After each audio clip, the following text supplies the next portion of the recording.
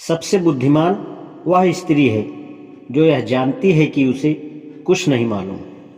Sophie ने गर्मियों की पोशाक पहन ली और जल्दी से रसोई में जा पहुंची। उसकी माँ रसोई की मेज के बराबर खड़ी थी। सोफी ने निश्चय किया कि वह रेशमी स्कार्फ के बारे में कोई बात नहीं करेगी। आप अखबार लाईं? उसने पूछा। उसकी माँ उसकी ओर मुड़ी। जरा तुम ले आओ मेरे लिए। पलक झपकते ही सोफी दरवाजे से बाहर निकल गई और बजरी बिछे रास्ते से होते हुए मेल बॉक्स के पास जा पहुंची। केवल अखबार? वह इतनी जल्दी उत्तर की आशा नहीं कर सकती। उसने अनुमान लगाया। अखबार के पहले पृष्ठ पर उसने लेबनान में नॉर्वे की यूएन बटालियन के विषय में कुछ पढ़ा। UN battalion? क्या हिल्डे के पिता द्वारा भेजे कार्ड पर यह डाक निशान नहीं था? किंतु डाक टिकट नॉर्वे के ही थे। हो सकता है कि नॉर्वे के यूएन सिपाहियों के पास अपना पोस्ट ऑफिस हो।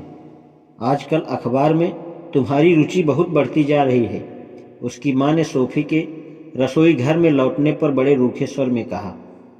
गनीमत यह रही कि उस दिन ना तो नाश्ते की मेज पर और ना ही दिन में। बाद में उसने मेल बॉक्सों या उनमें रखी चीज़ों के बारे में कोई जिक्र किया।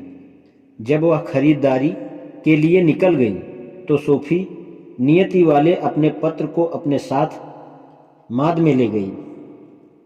उसे बिस्किट के डब्बे के बराबर में दार्शनिक के अन्य पत्रों के साथ ही एक छोटा सफ़ेद लिफाफा देखकर आश्चर्य हुआ। सोफी अच्छी तरह जानती थी कि उसने यह वहाँ नहीं रखा था। यह लिफाफा भी किनारों पर गीला था और इसमें कई गहरे गड्ढे थे, वैसे ही जैसे कल प्राप्त हुआ पत्र में था। क्या दार्शनिक यहाँ तक पहुँच गया है? क्या उसे उसके छिपने की माद का भी पता है? लिफाफा गीला क्यों था? इन सब सवालों से उसका सिर चकराने लगा। उसने पत्र खोला और लिखा हुआ नोट पढ़ा। प्रिय सोफी, मैंने तुम्हारा पत्र बड़े मन से पढ़ा और कुछ अफसोस के साथ भी। मैं तुम्हें निमंत्रण के विषय में दुर्भाग्यवशात निराश करूंगा। हम एक दिन मिलेंगे, किंतु इसमें अभी कुछ समय लगेगा और उसके बाद ही मैं स्वयं कैप्टन बैंडेड आ सकूंगा। साथ ही एक बात और बतला दूं कि तुम तक पत्र पहुंचाने के लिए अब मैं स्वयं नहीं आ पाऊंगा। दूरंदेशी के लिहाज से इसमें खतरा ज़्यादा है। भविष्य में मेरा छोटा संदेशवाहक पत्र तुम तक पहुंचाएगा। अब वे सीधे बाग में तुम्हारी माद के अड्डे पर पहुंचा दिया जाएगा। जब भी तुम ज़रूरत समझोगी मुझसे संपर्क कर सकती हो। जब भी तुम ऐसा करना चाहो तब एक गुलाबी लिफाफे के साथ कुकी या चीनी की एक डली रख देना। जब भी संदेशवाहक कुछ ऐसा पाएगा तो वह इसे लेकर सीधा मेरे पास आएगा। एक युवक महिला के काफ़ी के निमंत्रण को ठुकराना अच्छा तो नहीं लगता, किंतु कभी कभी यह आवश्यक हो जाता है।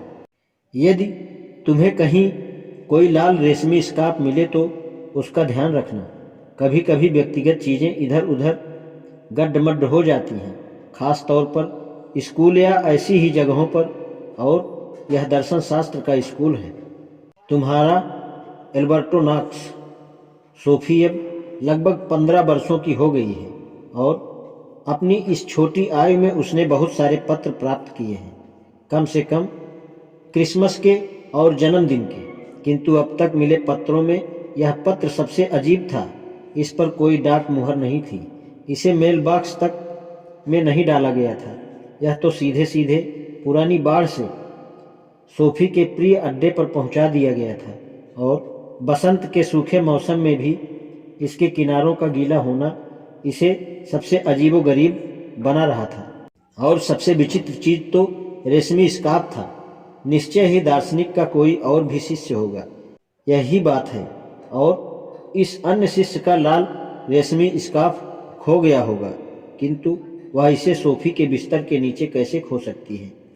और एल्बर्टो नॉक्स, ये कैसा नाम है? हाँ, एक बात तो पक्की पुष्ट हो गई थी। हिल्डे मोलर नैग और दार्शनिक के बीच संबंध, किंतु यह कि हिल्डे का पिता स्वयं पतों के बारे में भ्रमित था, यह बिल्कुल समझ में नहीं आ रहा था।